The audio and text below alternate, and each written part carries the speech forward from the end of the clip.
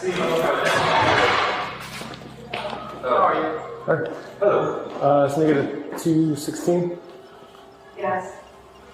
Okay. Yeah, I can show you where to go. Go on your map.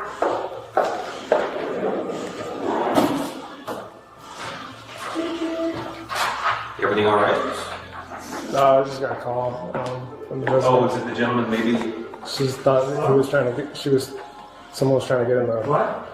If you're here in the lobby. Because there's a guy that just called said he's being phoned. A man whose story began to fall apart under investigation. What started as a missing teenager case is now a multi-state criminal investigation involving digital evidence, disturbing allegations, and a hunt for justice that stretches across Indiana and Ohio. This is not just a story about a disappearance, it's a story about trust, about online connections, and about how a single decision can change everything. And as investigators continue to uncover the truth, one question remains at the center of it all. How did a teenage girl with plans, family, and a future ahead of her end up here? On the night of January 5th, nothing about the Busby household felt unusual. It was late. The house was quiet, the kind of quiet that settles in when a normal day has ended, and everyone assumes tomorrow will come as expected. Haley Busby, 17 years old, was at home with her family in Fishers, Indiana, a suburban community just north of Indianapolis. By all accounts, she was a typical teenager, active online, close to her family, and thinking about her future. Sometime around 10 p.m., Haley was seen for the last time. Her family would later tell police that she left the house during the night. There were no signs of a struggle, no forced entry, no frantic messages sent to friends that raised immediate alarms. She didn't scream, she didn't run, she simply walked out. When morning came, and Haley hadn't returned, concern began to grow. At first, the situation didn't look like a crime. Teenagers leave home sometimes. They argue with parents, they make impulsive decisions. That possibility lingered heavily in the early hours, but something felt off, deeply off to those who knew Haley best. She didn't take personal belongings with her, she didn't leave a note, and she didn't answer her phone. By January 6th, police in Fishers were officially notified. Officers arrived at the Busby home and began canvassing the neighborhood. They knocked on doors. They asked neighbors if anyone had seen Haley walking outside late the night before. They scanned nearby streets, parks, and public areas. That's when the first major red flag appeared. Security cameras in the area showed a vehicle driving through the neighborhood around the time Haley went missing, a car no one recognized. It wasn't a neighbor's, it didn't belong to friends or family, and it didn't appear to be just passing through. Police would later say this vehicle became the cornerstone of their investigation. Importantly, investigators did not believe Haley was forcibly abducted. Instead, evidence suggested she voluntarily got into the vehicle. Why she did, and who was behind the wheel, was completely unknown at the time. That distinction changed everything, because if Haley chose to get into that car, it meant someone had gained her trust. As word spread that Haley was missing, the community responded immediately. Flyers went up in storefronts, her photo appeared in shop windows, gas stations, and schools.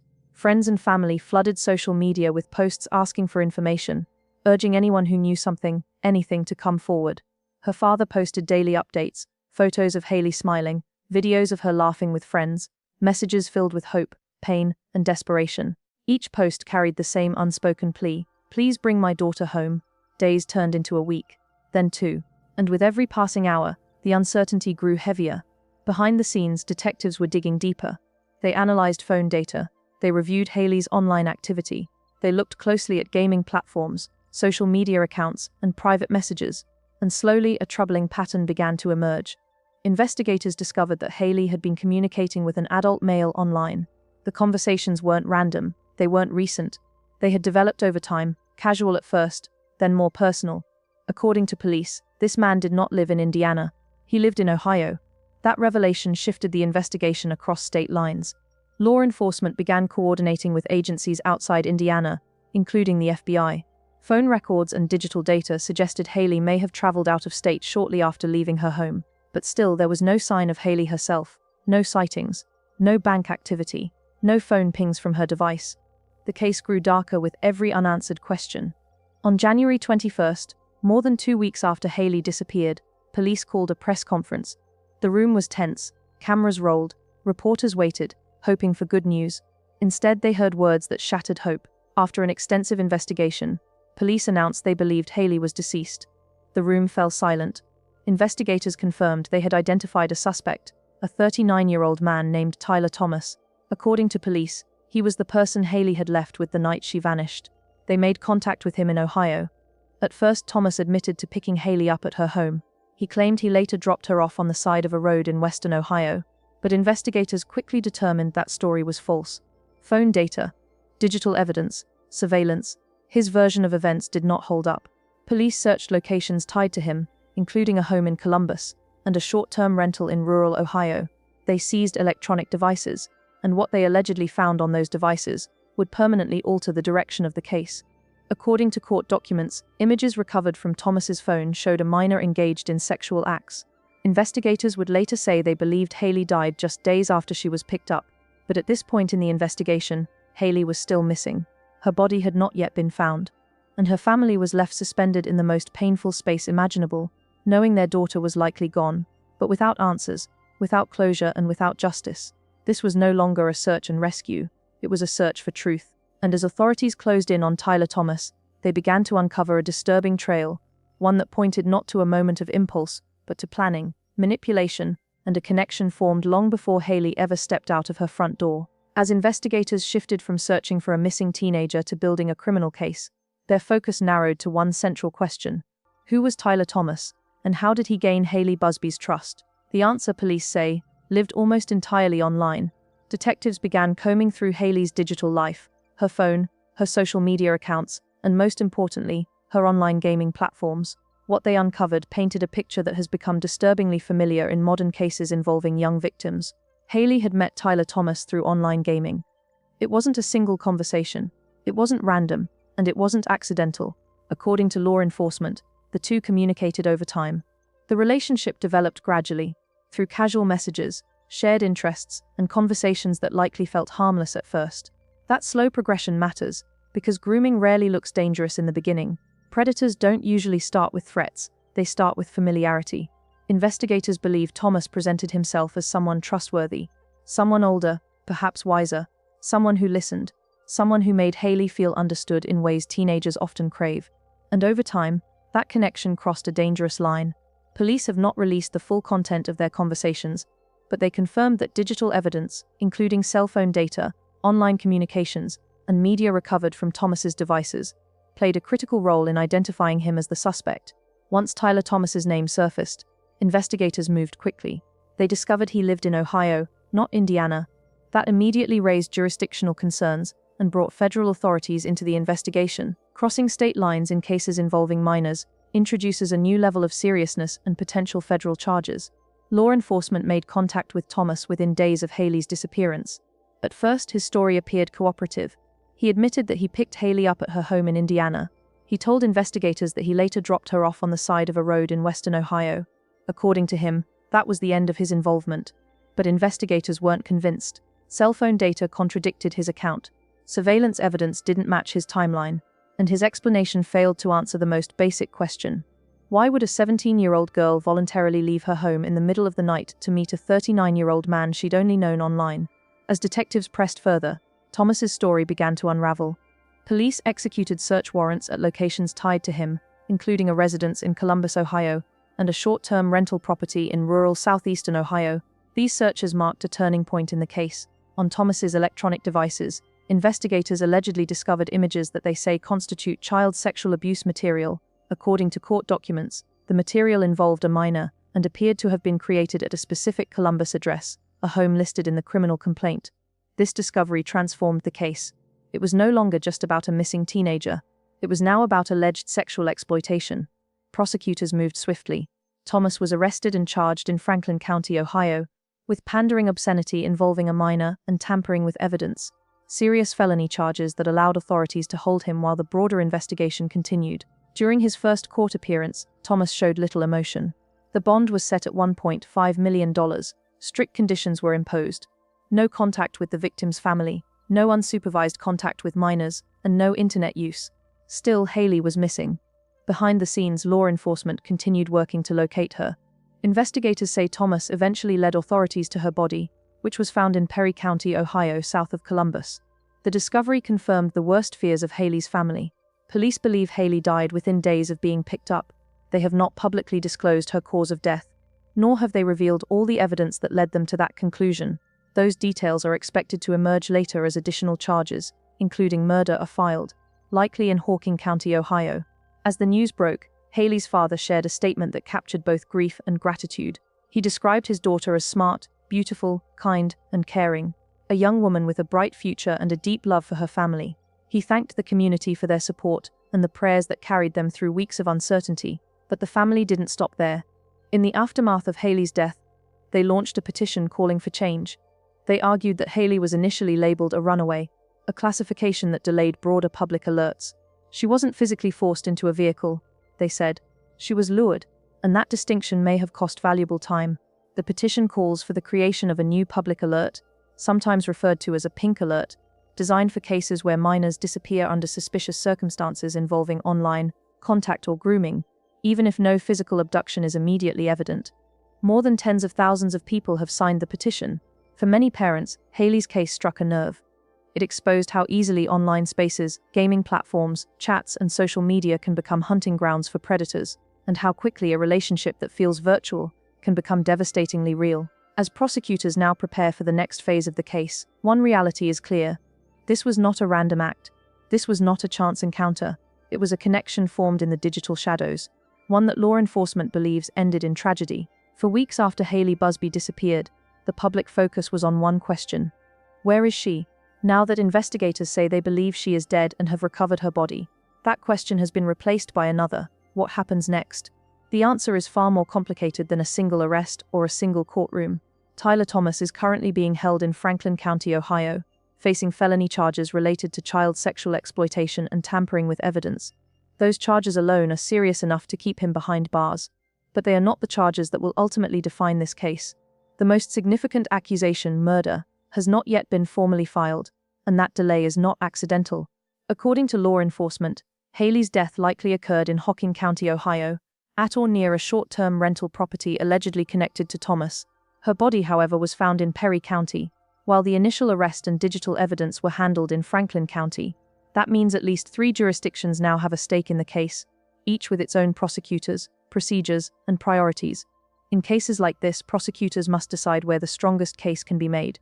Murder charges are usually filed in the county where the homicide occurred, but when crimes involve transportation across counties and state lines, the law allows some flexibility. Prosecutors may argue that what happened to Haley was not a single isolated act, but part of a continuous course of criminal conduct that began in Indiana and ended in Ohio. That decision matters, because different counties have different resources. Smaller rural counties may have fewer prosecutors and investigators than larger urban jurisdictions. At the same time, rural juries can sometimes be more willing to impose the harshest penalties. These considerations often happen behind closed doors, but they play a major role in shaping the future of a case like this. There is also the possibility of federal charges. Haley was allegedly transported across state lines after being contacted online. Under federal law, that alone can trigger jurisdiction for crimes involving kidnapping or sexual exploitation of a minor. The FBI's involvement from early in the investigation suggests that federal authorities are closely monitoring how this case develops. Federal prosecutors often step in when digital communication is central to the crime. Online grooming, gaming platforms, messaging apps, and electronic evidence create a paper trail that federal agencies are especially equipped to handle. If federal charges are filed, they could carry penalties as severe as life in prison. Even if the case remains at the state level, digital evidence will be one of the prosecution's strongest tools. Investigators have already said that Thomas's electronic devices allegedly contained illegal material involving a minor. They have also indicated that his cell phone data contradicted the story he initially told police. In court, prosecutors would likely argue that this was not an impulsive encounter, but a planned and deliberate act. Digital communication can show patterns: how often messages were sent, what was said, when contact escalated, and whether there were attempts to conceal or delete information. These details help establish intent, which is critical in serious criminal cases.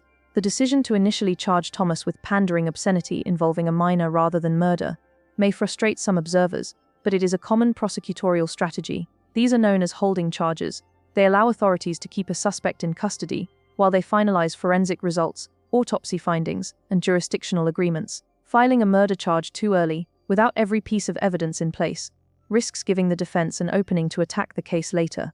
From the defense perspective, the road ahead is difficult, but not non-existent. Thomas has not spoken publicly, but his attorneys are likely to focus on challenging intent, disputing timelines, and questioning how digital evidence was collected and interpreted. In cases built heavily on technology, even small procedural mistakes can become focal points in court. Another likely defense angle is jurisdiction. Multiple counties, multiple agencies, and overlapping investigations can create confusion if not presented clearly to a jury. Defense attorneys often attempt to turn that complexity into reasonable doubt. Still, the evidence described so far suggests prosecutors are building a methodical case rather than a rushed one. While the legal process unfolds, Haley's family has shifted their focus toward change. When Haley first went missing, she was classified as a runaway because she voluntarily left her home and got into a vehicle. That classification meant no Amber Alert was immediately issued, even though she was allegedly being lured by an adult predator. Her family argues that the system failed to reflect modern realities. Online grooming does not always involve force or abduction in the traditional sense. Instead, it relies on manipulation, trust, and deception. By the time danger becomes visible, it is often too late. Their push for what they call a pink alert is meant to address that gap, a public warning system for cases where a child is missing under suspicious circumstances, even if there is no confirmed abduction. As investigators continue their work, one thing is clear: this case is no longer just about finding answers. It is about accountability, prevention, and whether the systems meant to protect children are keeping up with the world they now live in. The legal fight ahead will take months, possibly years. But for Haley Busby's family, the outcome will never be measured solely in court verdicts. It will be measured in whether another child is spared the same fate. The search for Haley Busby is over, but the weight of what happened to her is only beginning to settle. For her family, there is no moment where life returns to normal. There is no reset button after learning that your child, your sister, your friend is gone. What remains is grief, unanswered questions, and a justice system that now moves forward without the one thing that mattered most: bringing Haley home alive. As this case continues, investigators are no longer racing against time. They are building a narrative, one that traces how a teenager in Indiana crossed paths with an adult man hundreds of miles away, one that follows digital messages, gaming platforms, cell phone data, and physical locations, one that must explain not only what happened, but why it was able to happen at all. Because this story does not exist in isolation. Haley did not vanish because she was reckless or careless. She vanished because she was a teenager living in a digital world where boundaries are blurred, identities are hidden, and predators don't need to stand on street corners anymore. They sit behind screens. They wait, they listen, they adapt. Law enforcement has said that Haley and the suspect made contact through online gaming. That detail alone has sent a chill through parents everywhere. Gaming platforms are no longer just games. They are social spaces, voice chats, private messages, relationships formed without faces, without real names, without oversight. And for young people whose brains are still developing, the danger is not always obvious. Adults understand risk differently. Teenagers understand connection. That gap is where grooming happens. This case has forced a hard conversation into the open about how missing children are classified, about what runaway really means in the digital age, and about how quickly danger can escalate when someone with bad intentions gains trust. Haley's family believes that classification mattered. When she disappeared, there was no Amber Alert, no immediate statewide warning, no urgent notification pushed to every phone.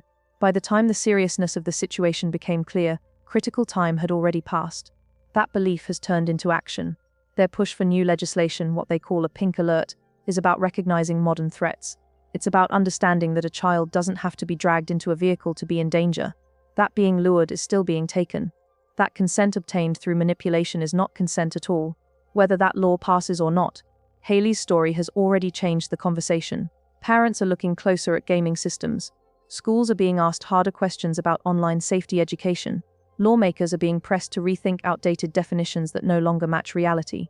And somewhere in all of this, there is a courtroom waiting. Tyler Thomas remains in custody. More charges are expected. Murder charges are anticipated. Prosecutors are carefully choosing their steps, knowing that one mistake could compromise years of work. Defense attorneys are preparing. Jurisdictions are coordinating. Evidence is being examined down to the smallest detail. Justice, in cases like this, is slow. It has to be. But justice is not just about sentencing. It's about acknowledgement, about saying clearly, publicly, and permanently that what happened mattered, that Haley mattered. Her family has made one thing clear. They do not want her name to fade into a headline that people forget. They want it to mean something. They want it to protect someone else. And that is where this story leaves us. Not with closure, not with comfort, but with responsibility, to pay attention, to ask better questions, to protect kids in a world that has changed faster than the rules meant to keep them safe. Haley Busby was more than a case file. She was a daughter, a friend, a teenager with plans and a future that should have been hers. And while the legal system works toward accountability, the rest of us are left with a choice, whether to look away or to learn from what this story is trying to tell us. If this story moved you, if you believe these conversations matter, take a moment to like this video, share it so more people hear Haley's story, and subscribe for more in-depth coverage on cases that deserve attention. Because some stories shouldn't be forgotten, and some warnings shouldn't be ignored.